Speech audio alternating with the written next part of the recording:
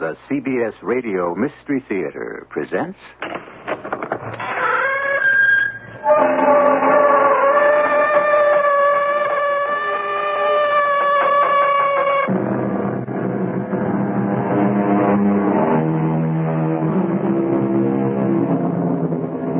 Come in. Welcome. I'm E.G. Marshall. The year 1892 provided some history-making events, such as the completion of the Cape Johannesburg Railroad, the introduction of the first automatic telephone switchboard, the granting of patent rights for the internal combustion engine. Gladstone was chosen Prime Minister, and last but not least, a genius by the name of Sherlock Holmes took up residence at 221B Baker Street, offering his services as a consulting detective. And very shortly thereafter, he was called upon to solve the mysterious affair of the Beryl Coronet. Arthur, what are you doing in my room at this time of night? And why have you taken the coronet from the bureau? Father, You've dropped it. You've destroyed it, you thief. What did you do with the jewels you stole? Father, if you believe me a thief, I'll leave your house in the morning. If you leave, you'll leave in the hands of the police. The fact that I'm your father will not stop me from prosecuting you to the limit of the law for this vicious crime.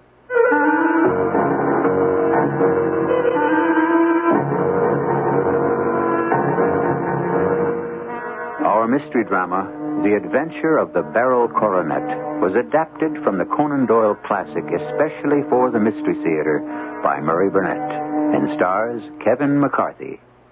It is sponsored in part by Buick Motor Division and Contact, the 12-hour cold capsule. I'll be back shortly with Act One.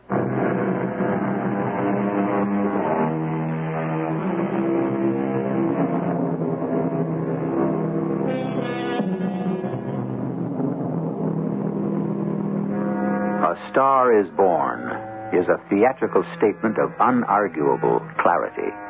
However, the truth of the statement doesn't apply only in the theater, but in the fashion, the arts, and literature. And so it was with Sherlock Holmes, who gained instant immortality as the world's foremost detective when he was first created by A. Conan Doyle more than 100 years ago. And now, we pick up Holmes and his famous friend, Dr. Watson, cozy by the fireplace in their Baker Street flat on a winter morning. I was standing at our bow window overlooking Baker Street one February morning when I observed a most unusual sight. A well-dressed man in his 50s running down the street oblivious of the stares of passers-by, with his hands jerking up and down and his head waggling on his body. And I called to my friend, Holmes, look at this madman. Doesn't it appear rather sad that his relatives allow him to come out alone? I think, Watson, I recognize the symptoms. They portray not madness, but a desire to consult me professionally. Did I not tell you? The door, Watson, before he pulls the bell out of its socket. No doubt you think me mad. Oh, I see that you've had some great trouble. Well, heaven knows I have. A devilish combination of public disgrace and private affliction. Besides, it's not my trouble alone. The very noblest in the land may suffer unless a way is found out of this frightful affair. Pray you compose yourself, sir, and try to give me a clear account of who you are and this trouble that has befallen you.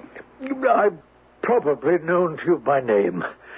I'm Alexander Holder, senior partner in the banking firm of Holder and Stevenson on Threadneedle Street. We have indeed heard of you, sir, and your firm. Oh, then you will understand what it means to me to have my son arrested and jailed for theft. Who brought these charges against him? I did, Mr. Holmes. My son left me no choice. There's no doubt about his guilt, none at all. Well, then, what brings you to me? Desperation. I confess it. Complete desperation. Inspector Lestrade of Scotland Yard gave me your name. Ah. Although neither of us have much hope there's anything you can do. If that's true, I think you should hear it from me. But I can make no judgment until I have all the facts before me. It would help if you would start from the beginning. Yes, of course. Well, as you must know, one of our largest sources of income comes from confidential, very discreet loans to some of England's noblest families who leave with us unimpeachable security. Your reputation in that field is well known. Yes. Well, yesterday morning, I advanced the sum of £50,000 to... Well, the name really should remain confidential. As you wish. And the security for this large sum? You have heard of the Beryl Coronet? One of the most precious public possessions of the Empire. And I respect your desire for discretion with the name of the owner, which is well known to the world. I suppose it was inevitable you'd know the owner's name. I am surprised that this august gentleman would allow the coronet out of his possession. I brought that point up. But he assured me that he needed the money for only 4 days. And he was certain the coronet would be safe in my hands for that short length of time. And from what I gather, you took it home with you. Wasn't that an unusual procedure? Well, decidedly. But the coronet was so precious, I felt it would be imprudent to leave it behind me. Bankers' safes have been forced before. And if it should happen to me, what a disaster. Therefore, I resolved that for the next few days I would carry the case containing the coronet back and forth with me, never leaving it out of my possession. And your son, of course, knew about the coronet. Alas, yes. Arthur's a good boy, Mr. Holmes. I must seem like an old fool telling you that while he's sitting in jail. You see, Mr. Holmes, I've spoiled Arthur. Well, I don't deny it. I've granted his every wish, including allowing him to become a member of an aristocratic club where he fell in with men with long purses and expensive habits. He gambled and lost and came to me again and again, imploring me for advances on his allowance to settle his debts. I take it, then, that he's more or less a gentleman of leisure. I wanted him very much to succeed me in my business. But to tell the truth, I was afraid to trust him with the handling of large sums of money. In fact, it was the conversation I had with him yesterday evening in my study that is the most damning piece of evidence. I'll try to lay it before you just as it happened. I don't suppose you're going to look upon what I have to say very kindly, but I've left myself no choice. Was it money again, Arthur? I'm afraid so. Can you let me have £200? No, I cannot. I'm sorry. That's not true. I will not. I've been much too generous with you in money matters. I won't deny you've been very kind to me, Father, but this is truly an emergency. I must have the money or I can never show my face inside the club again. Well, a very good thing if you don't. You mean you'd have me leave the club a dishonored man? Well, that's something of your own doing. I couldn't bear the disgrace. My patience has run out. You won't get a farthing from me. Very well. If you won't let me have it, then I must try whatever other means I can find. Those were his last words before he left the room. Damning, aren't they? They can be.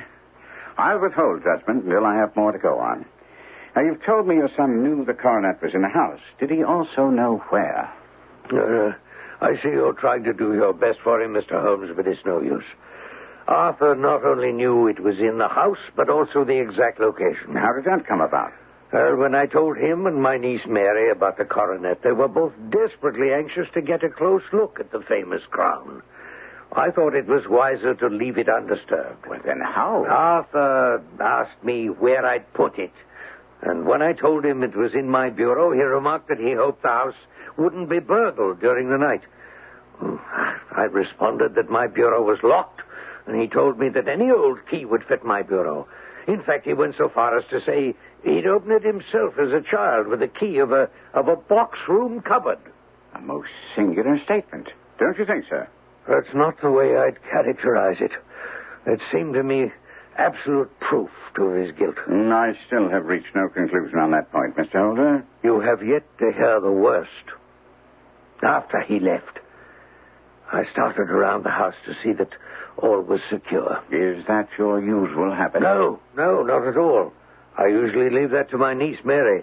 But last night, in view of the circumstances, I thought it best that I check myself. Understandable. And? You must understand that my niece had lived with us for the past 15 years, and our relationship is more than that of father and daughter and of uncle and niece. As I came down the stairs, I saw Mary closing and fastening a window in the hall.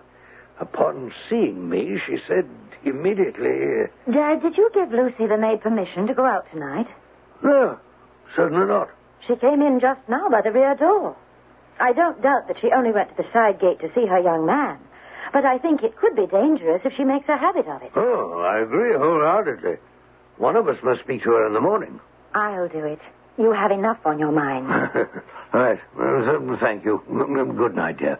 Dad, is it the coronet, or is there something else bothering you? Oh, dear. How well you know me, dear Mary. Yes, there is something. And oh, how I wish you could have found it in your heart to marry Arthur. It's my fondest wish. I know.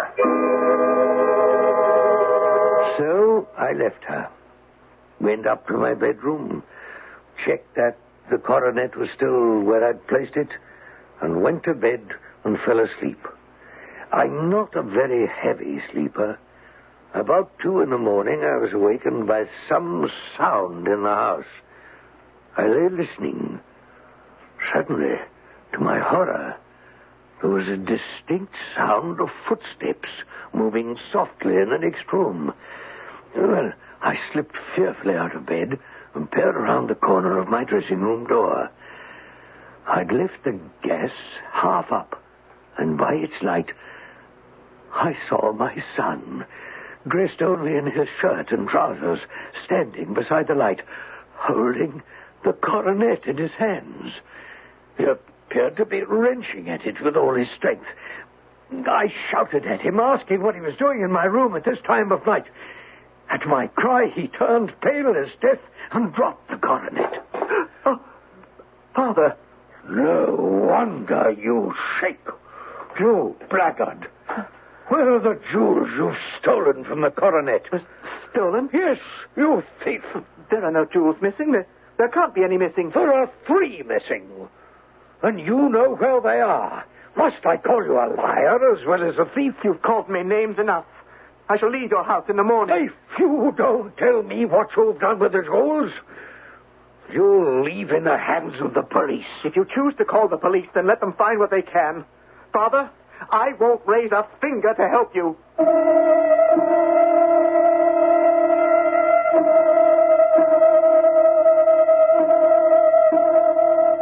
Today, there's a good deal of talk about the breakdown of communications between parents and children. It certainly seems that there's a lack of communication between Arthur Holder and his father, and with good reason. What is the good reason? We'll find out in Act 2 when I return shortly.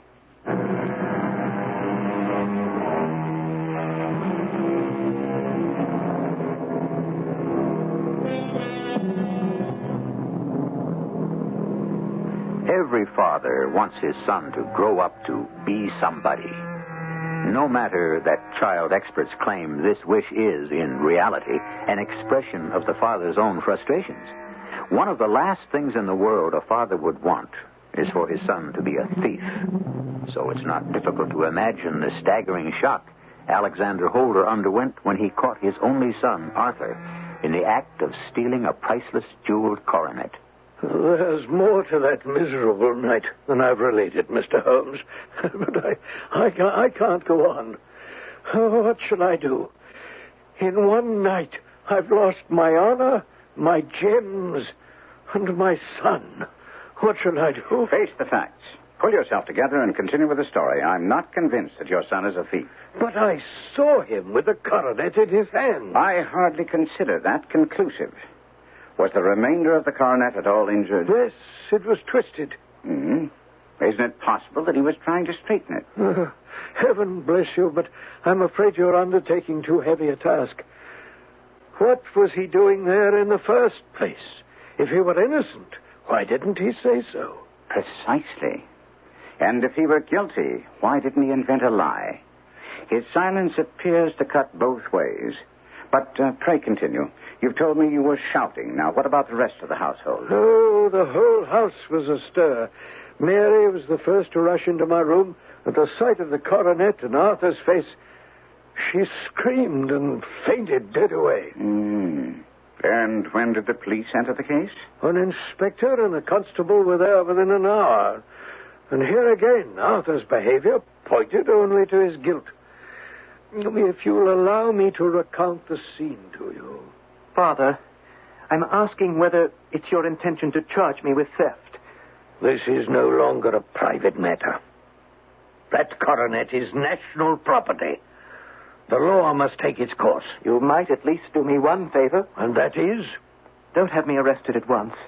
I implore you to let me leave the house for just 5 minutes. Believe me, it would be to your advantage as well as mine. So that you can run away? I give you my word I shall return if you let me leave. I'm afraid your word is something that holds no value in this situation. If you don't intend to run away, perhaps you wish to leave in order to conceal the stones you've stolen? When you take that attitude, I see it's useless for me to try to help you. Help me? Why don't you help yourself? There were 39 perfectly matched barrels in that coronet. 3 are missing. You can still avert a national scandal. I beg you to tell me where the missing stones are, and I promise you that all will be forgiven and forgotten. Keep your forgiveness for those who ask for it. When I heard those words, Mr. Holmes, I realized that anything further was useless. I called the inspector and gave Arthur into custody. Did the police make any attempt to locate the missing gems? Oh, they're still sounding the planking and probing the furniture in hope of finding them. How about outside the house? They've shown extraordinary energy. The whole garden has already been minutely examined. Mr. Holmes, my head is spinning. What do you make of it? Well, let's first look at what you make of it, Mr. Holder. It's your opinion that your son came down from his bedroom, went at great risk to your dressing room, opened your bureau, took out the coronet, broke a small portion of it off by main force, went off to some other place, concealed 3 gems out of some 39 with such skill that nobody can find them, then returned with the other 36 into the room in which he exposed himself to the greatest danger of discovery. Now, I ask you, sir, is such a theory tenable? Certainly not the way you put it. But I ask you, what other is there? If his motives were innocent, why doesn't he explain them? It's my task to find out. Holmes, myself, and a thoroughly confused but slightly more hopeful Alexander Holder set off for Fairbank, a modest residence of the great financier. Holmes left us standing at the door and walked slowly around the house. He was so long that Mr. Holder and I went into the dining room and waited by the fire for his return. Now, as we sat there, a slim, dark, pale-faced woman entered the room. You've given orders that Arthur should be freed, haven't you, Dad? No, my dearest. The matter must be probed to the very bottom. But I'm sure he's innocent. Perhaps he refuses to talk because he's angry that you should suspect him. Would any sane man have acted otherwise? I saw what I saw. Trust a woman's instinct, Dad. Take my word for it that he's innocent. Let the matter drop and say no more. Far from letting the matter drop, I brought a gentleman down from London to inquire more deeply into it. This gentleman? No, his friend, Mr. Sherlock Holmes. He's round in the stable lane now. The stable lane? What on earth can he hope to find there? Oh, this, I suppose, is he. I sincerely trust, sir, you will succeed in proving that my cousin Arthur is innocent of this crime. I hope I may prove it. I believe I have the honor of addressing Miss Mary Holder. May I ask you a question or two? Anything. Anything that will help clear up this horrible affair. Last night, you heard nothing yourself? Not until I was wakened by my uncle's voice and the shouting coming from his room. Mm-hmm. Your uncle has told me that you usually lock up at night. That's so. Did you fasten all the windows last night? Yes. And were they all fastened this morning? Yes. Now, you have a maid who has a sweetheart. I think that you remarked to your uncle last night that she had been out to see the sweetheart? Yes. She's also the girl who waited in the drawing room, and she may have heard Uncle's words about the coronet. I see. You infer, then, that she may have gone out to tell her sweetheart, and that the two of them may have planned the robbery. Well, what's the use of all this? I saw Arthur with the coronet in his hands. These theories... Please, Mr. Holder, I must ask you to allow me to pursue the investigation in my own fashion. Holmes wanted to see the dressing room and the coronet, and we all trooped upstairs. On the way, Holmes continued to question Mary Holder. Now, about the servant girl, Miss Holder. Last night you saw her return to the house by the kitchen door, I presume. It was when I went to see that the door was fastened for the night. I met her slipping in. I saw the man, too, in the half-light. Do you know him? Oh, yes. He's the greengrocer who delivers our vegetables. His name is Francis Proper. He stood to the left of the door, did he not? Why, yes, he did. Then he's a man with a wooden leg? Why, you're like a magician. How did you know that? Since we've reached what's obviously your dressing room, Mr. Holder, I'd like now to have a look at the coronet. If you'll wait just a moment till I get the case in the bureau. There it is. Now, here's the coronet. Thank you. I see this corner here corresponds to that which was so unfortunately lost. Might I ask you to break it off? You might not. I shouldn't dream of trying. Then if you'll allow me... I will. No chance. I feel it give a little, but although I have exceptional strength in my fingers, I cannot do it. Now, Mr. Holder, what do you think would happen if someone should succeed in breaking this off? I have no idea. There would be a noise like a pistol shot. And if you tell me that all this happened within a few yards of your bed and you heard nothing, then I say I do not believe it.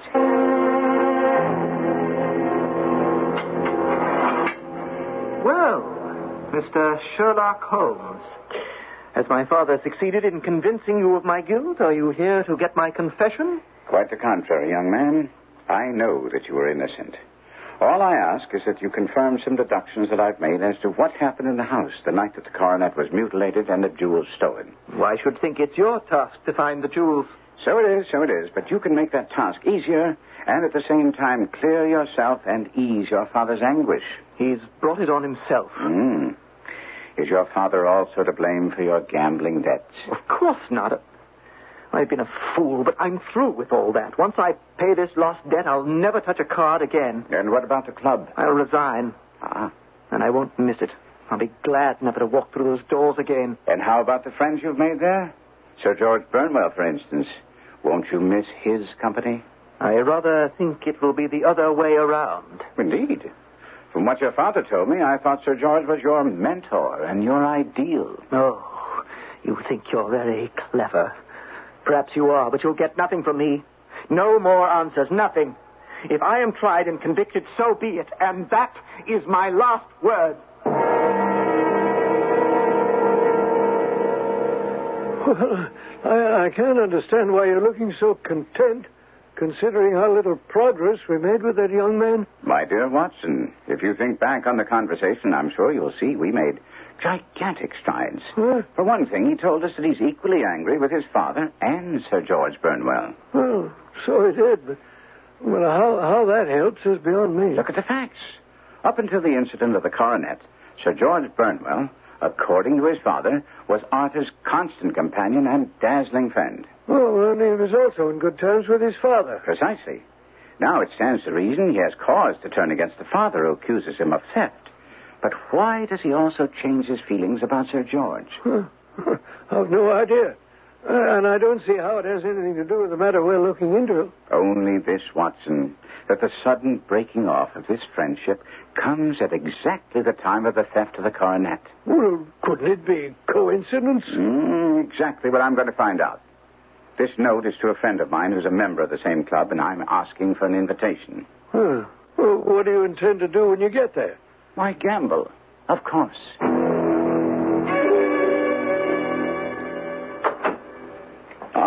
Watson, you shouldn't have waited up for me. I might have been out all night. As a matter of fact, I should have been, but I felt that losing 150 pounds was more than enough. You lost 150 pounds? Naturally. I was cheated. Cheated? Oh, by whom? Sir George Burnwell. Oh, but surely you unmasked the scoundrel. No, I did nothing of the sort. I paid my losses and walked away. Burnwell is a devilishly charming man. I don't care how charming he may be. He's a cheat, and he should be blackballed. No doubt. Now, here. Look at this deck of cards. Huh? Observe how I'm holding it. In gambling circles, this is known as the mechanic's grip. Oh, sir. And should you ever sit down in a game with a man who holds the deck in this fashion, I urge you, Watson, to get up and walk away. And Sir George held the deck this way? Most certainly. And it enabled him to deal what gamblers call seconds. Oh. Well, it's too much for me. Let me illustrate. Well? Now, observe, Watson. I turn the top card face over. What is it? Well, it's the ace of clubs. Exactly. And now watch as I deal you 4 cards and deal myself 4 cards. Now, since the ace of clubs was on top, it should be the first card I dealt to you. Isn't that so? Oh, yes, certainly. All right. Turn your cards face up and show me the ace. What? What isn't here? Where is it, Holmes? Exactly where it was before I dealt, Watson. On the top. I see. I dealt you always the second card, just as Burnwell did when he dealt, thus reserving the ace for him when he needed it. Well, it's amazing, Holmes. But I don't see how that explains the theft of the coronet. It supports the only logical deduction as to how the crime was committed and who stole the gems. You mean that the whole thing was some sleight of hand trick? I mean only that after a brief return to Fairbank, I will be able to tell Inspector Lestrade who the criminal is and where to look for the gems.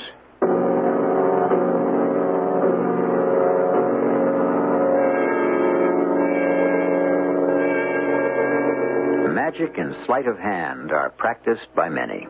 And some of the magicians of the world have performed tricks which border on the incredible. But so far, no one had been able to duplicate the feats of detection registered by the unique Sherlock Holmes. We'll be back shortly with the solution of the affair of the Beryl coronet.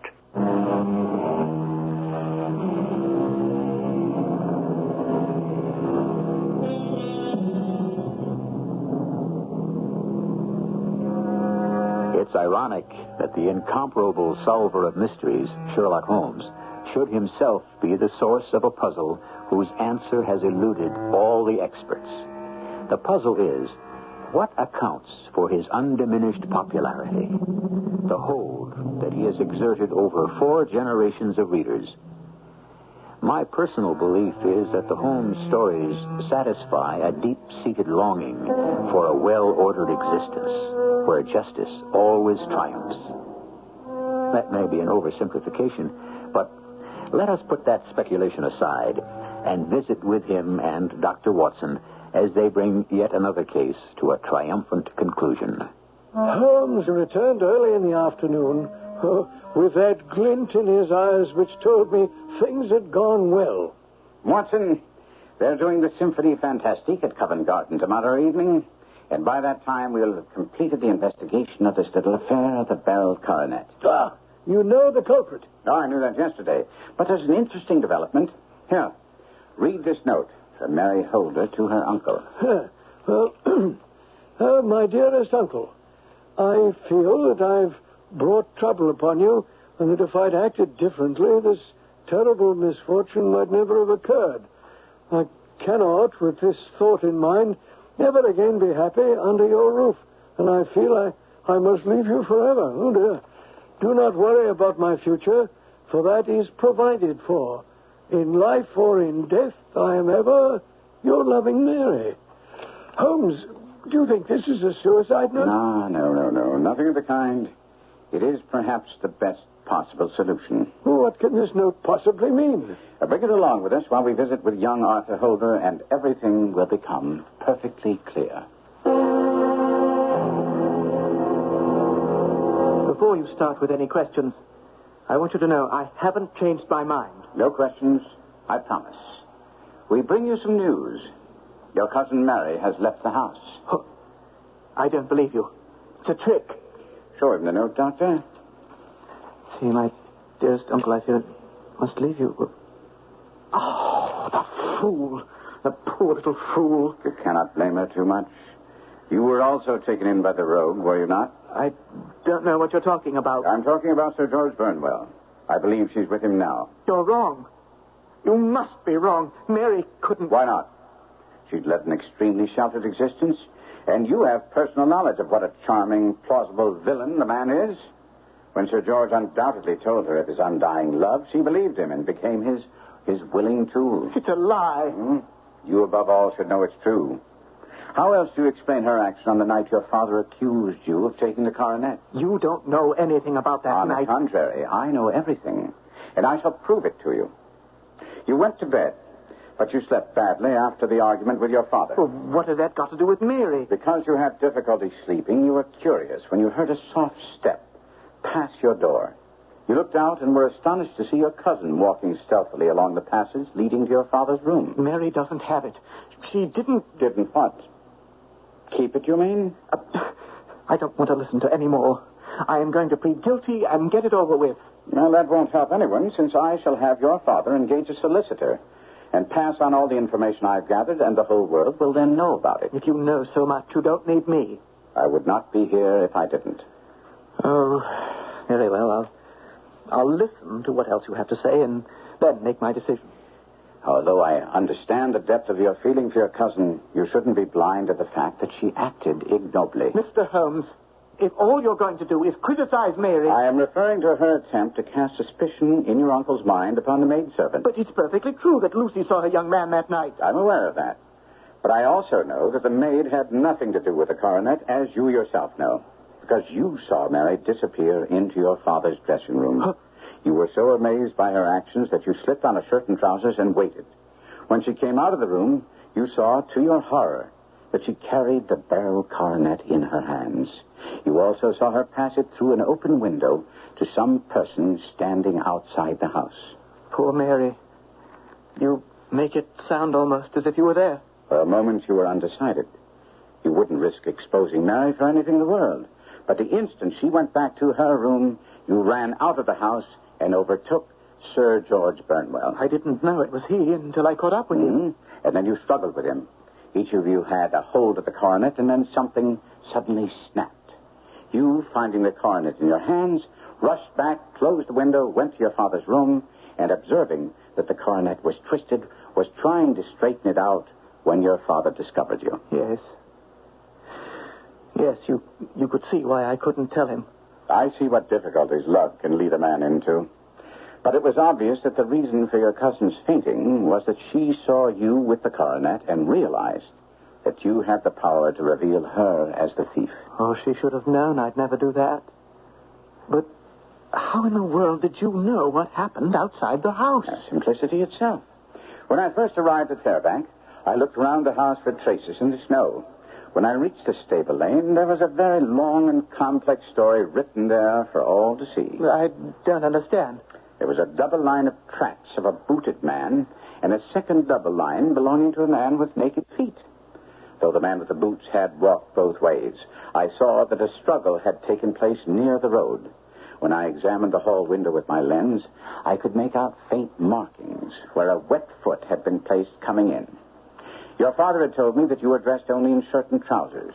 When I learned further that you wanted 5 minutes outside the house, it was obvious you hoped to find the missing jewels where the struggle had taken place.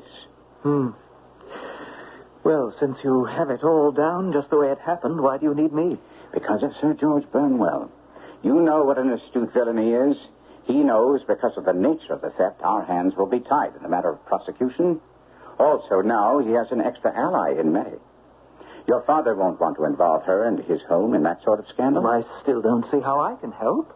Simply tell me that you will testify against Sir George Burnwell in court if it should come to that. Mr. Holmes, I give you my word.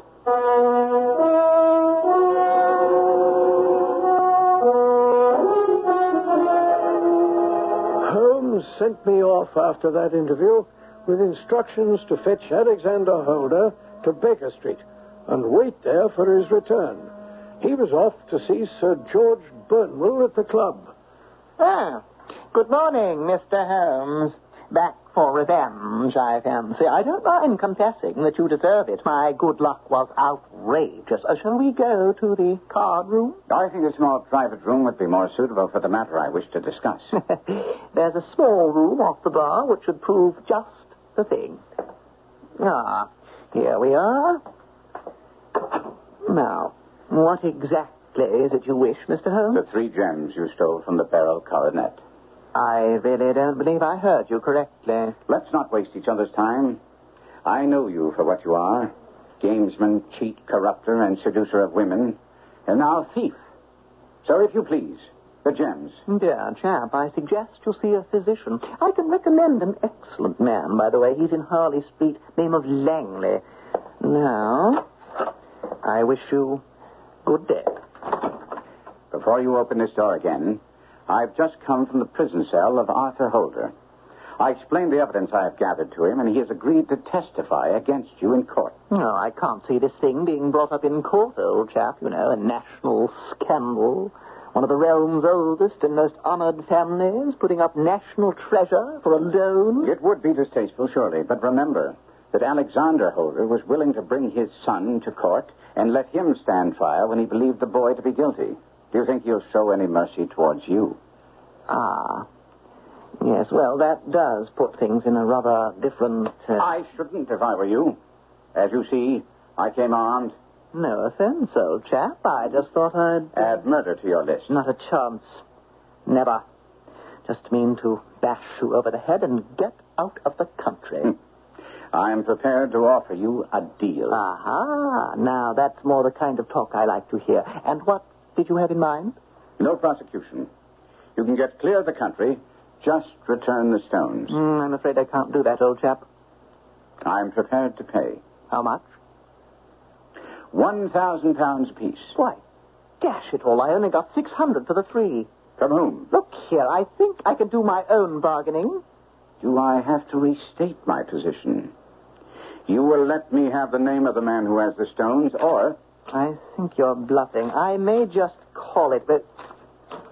Mr. Holmes, what are you doing with those cards?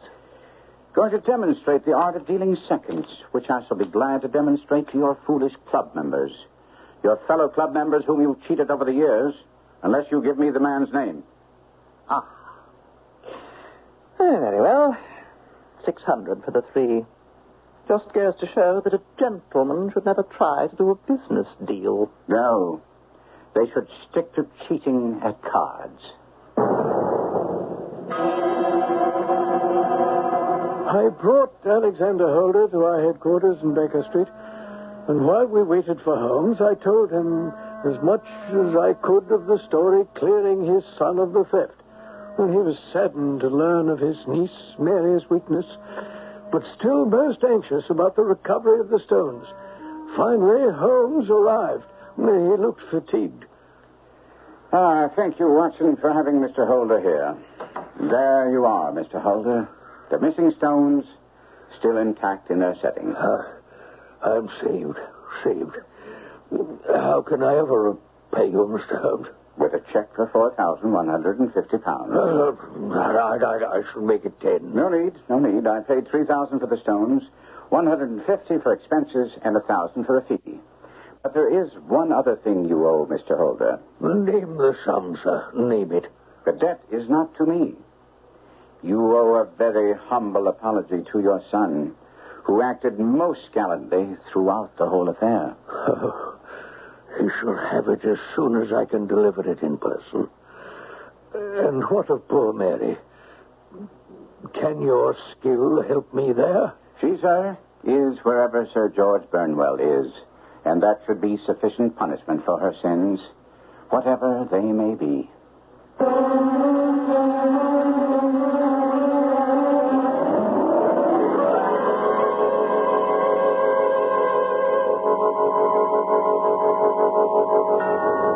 And so our proper moralist, Sir Arthur Conan Doyle, consigns Mary to her just punishment.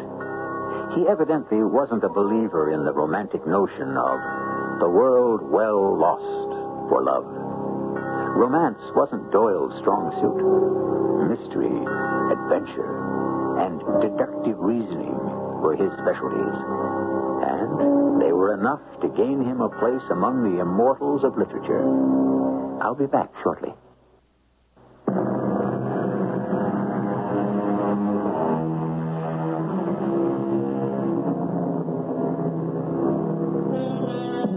There are several railroad stations in London, but one of the unanswered puzzles that has tormented aficionados of Sherlock Holmes tales is that Holmes always took a train from either Waterloo Station, Charing Cross, or Paddington.